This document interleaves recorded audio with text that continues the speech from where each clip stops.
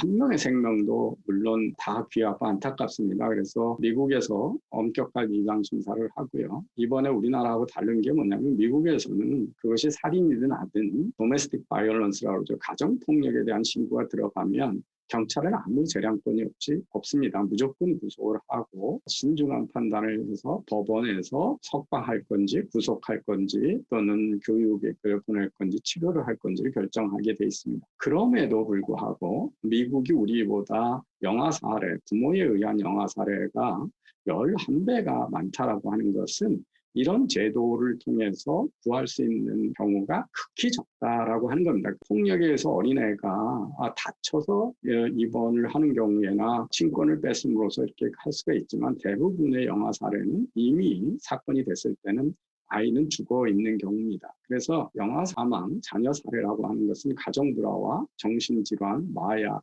알코올 중독 등에 의해서 상당히 정신질환적이고 구조적인 문제이기 때문에 이렇게 비이성적인 충동적 범죄를 처벌을 강화한다고 해서 피할 수는 없다라고 하는 겁니다. 그래서 우리가 제도를 더 정교화해서 구할 수 있는 한 명이라도 이번처럼 경찰들이 법원이 입양을 불허했다든지 경찰이 재량권 없이 무조건 구속을 하고 더 신중하게 사법부가 판단을 했다면 이런 불행한 일이 없지 않겠느냐 하는 제도적인 개선을 하는 것은 당연한 일이긴 합니다.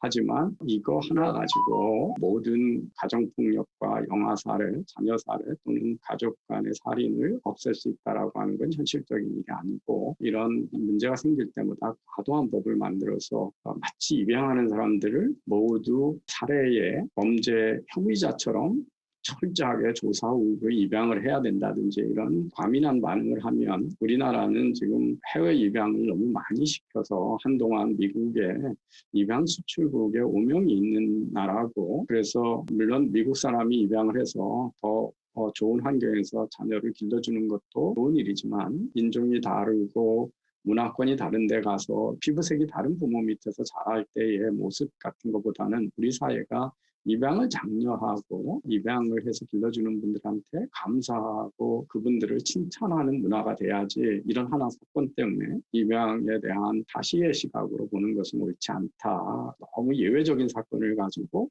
입양 문제를 사회 문제식으로 하는 것은 굉장히 위험하다. 우리는 이 법만능주의의 나라에 계속 빠져들고 있습니다. 법과 규제를 만들 때 문제 해결에 도움이 되나를 먼저 따져야 되는 거죠. 그래서 영아 살해는 이성적인 일이 아니기 때문에 처벌 강화로 해결되는 게 아니다라고 하는 거죠. 그 다음에 책임에 부응하는 처벌인가 하는 거고요. 부작용은 무엇인가 하는 겁니다. 그래서 입양을 어렵게 만들면 입양을 해서 훨씬 좋은 환경에서 자랄 수 있는 불행하게 태어난 영아들이 가정의 폼으로 돌아가지 못하는 문제가 발생합니다. 죄송합니다. 이게 제가 전화기를 꺼놓고 방송을 했어야 되는데 그래서 고의가 아닌 사고를 처벌만으로 막을 수 있나 중대재해법도 마찬가지죠. 이 산업재해라고 하는 것이 의도적 살인이 아니고 여러 가지가 동시에 요인으로 의해서 나타날 수 있는 겁니다. 그런데 그걸 가지고 사중처벌을 하고 뭐 이런 것들이 문제 해결이 되느냐 하는 거고요. 이게 민식이법에 이어서 또 하나의 감정적 대응을 한다. 외국에서 민식이 같이 길에서 어린애가 차량 사고로 부모나 또는 선생님 또는 어떤 돌봄에 없이 사고가 나면 부모가 책임을 지는 거로 돼 있습니다. 그래서 운전자가 주의를 기울여도 어린이가 주의를 기울이지 않으면 나는 사고를 운전자한테 다 뒤집어 씌우겠다 이런 거로 문제 해결이 되느냐. 과연 시속 30km로 가고 신호를 지켜서 가는데 시속 30km라고 해서 어린이가 죽지 않을 수 있냐 하는 거죠. 그래서 이런 것들은 문제 해결에 도움이 되는 게 아니라 문제 해결을 하려면 미국이나 유럽처럼 아주 어린 애들은 15세 미만의 아주 어린 애들은 15세 이상의 반드시 돌보미가 있을 때 부모 밖에를 보호받게 두지 않는 뭐 이런 문제도 특히 요즘에 정부가 그 노인들한테 일자리를 많이 만드는데 그러면 학교 건널목 앞에 그런 일자리를 하는 노인들을 주고 애들을 보호하여서 건널 수 있게 해주는 것들이 문제 해결에 도움이 되는 거지 무조건 처벌을 해서 경제생활하고 있는 모든 국민들을 자기가 저지른 책임에 부응하지 않는 강한 처벌이 옳은 거냐 하는 거죠.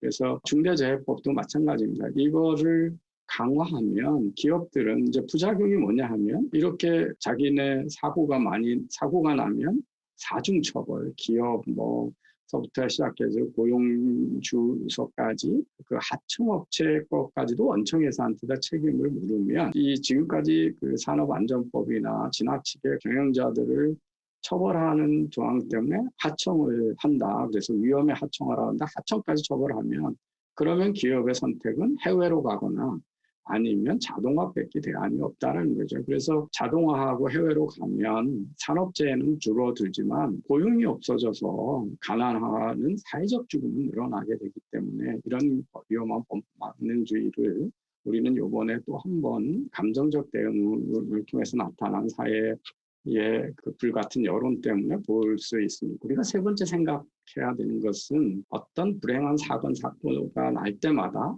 이 죽음을 사회 책임으로 돌리고 정치화를 계속하는 게 이대로 좋은가 하는 겁니다. 저는 지금도 여러분들이 세월호 노란 리본을 달고 차량에다 달고 다니는 걸 볼 수 있습니다. 정인이 미안해도 마찬가지고요. 송파동의 세모녀가 자살 사건이 일어났을 때도 사회 전체가 그거에 대해서 책임을 느끼고 슬픔을 가져야 된다라고 하고 계속 우리는 그 죽음을 지나치게 사회화하고 정치화하는 경향이 있습니다. 우리는 완벽한 세상에 살지 않고 세상에는 억울한 죽음이 너무 많습니다. 그리고 부모가 죽고 어떤 부모들은 사고로 또 치유 불가능한 병을 걸어서 일찍 부모를 여의기도 하고 자녀를 떠나보내기도 합니다. 모두 가슴에 못을 박고 한이 남지만 건강한 사회는 장례식과 종교 등을 통해서 죽음의 슬픔과 공포로부터 극복하고 산 사람은 어떻게 살아야 된다라고 하는 그래도 살아있는 사람들이 죽은 사람의 정서적으로 매여서 삶을 포기하지 않고 건강하게 사회를 계속 살면서 행복을 추구할 수 있게 하기 위해서 이런 회복 탄력성을 갖기 위해서 여러 가지 장례식도 있고 예배도 하고 기도도 드리고 미사도 드리고 불교에 가서 절에 가서 불공도 드립니다. 이런 것들이 다 우리는 죽음을 뒤로 하고 산 사람들끼리 건강한 사회를 만들어야 사회가 건강하게 지속하기 때문입니다. 저는 노란 리본을 달고 다니고 누구누구 미안해 이런 것들을 SNS나 계속 리본을 달고 다니는 거에 대해서 우리 한번 다시 생각해 봐야 된다고 생각합니다. 과연 이들은 이런 세월호 사건이 다시 없게 만들기 위해서 또는 이런 영화 살해 사건이 없게 대해서 무슨 노력을 하고 있냐라고 하는 거죠.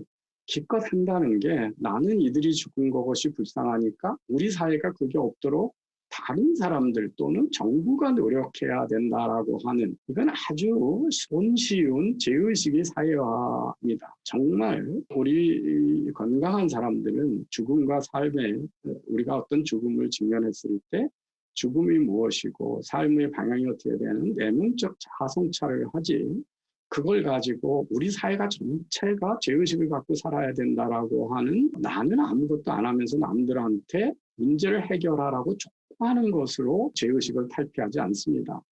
이것은 자신이 이 내면적 자아성찰을 통해서 그럼 사회를 위해서 내가 뭐를 해야 되겠다. 정말 세월호 사건 같은 게 다시 없으려면 나는 무엇을 하느냐. 민식이가 다시 없으려면 나는 무엇을 하느냐.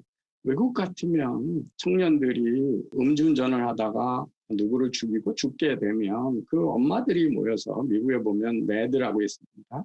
Mothers Against Drunken Driving, 즉 음주운전을 반대하는 어머니들 모임이죠. 이렇게 자신들이 사회 문제를 해결하는 그 실질적인 노력, 협회도 만들고 기부도 하고 길거리 나가서 봉사활동도 하고요.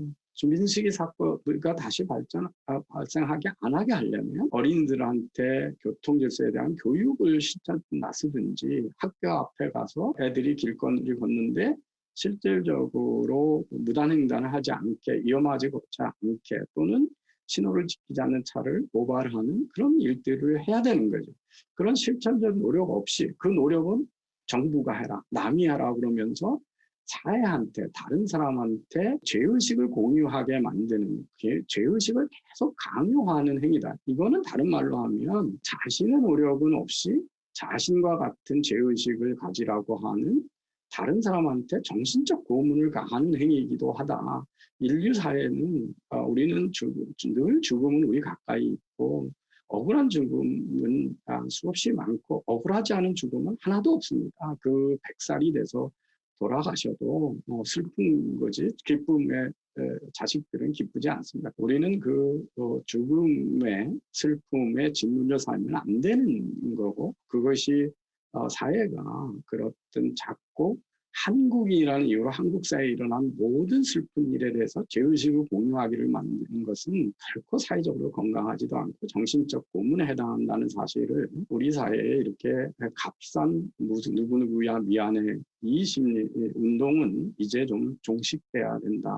사건이 났을 때 정치적으로 제도적으로 어떻게 문제를 냉정하게 보고 문제 해결 노력하는 거하고 죽음을 자꾸 다해화해서 우리 전체를 슬프고 죄의식 속에서 살아야 되는 국민으로 만드는 것은 다른 차원의 이야기라는 것을 저는 강조하고자 합니다. 오늘 상당히 불행한 죽음이 있을 때마다 우리 사회가 나타나는 건강하지 못한 반응들, 죽음을 가지고 우리 사회를 지나치게 비관적으로 보고 비판적으로 보고 폄하하는 거라든지 특히 정치적으로 과잉 대응을 해서 사건마다 새로운 법으로 온 국민을 잠재적 범죄자로 만들고 형벌만 자꾸 높이는 방법, 그 구체적인 문제는 하지 않는 특히 죽음을 통해서 값싼 자기 죄의식을 다른 사람들한테 전가하면서 해결 방법은 다른 사람한테 전가하면서 자기는 죄의식을 또는 다른 사람한테 죄의식을 느끼라는 것으로 자기는 책임 회피를 다한 것처럼 이야기하는 이 값싼 죽음의 사회화에 대해서 그것은 건강한 것이 아니다.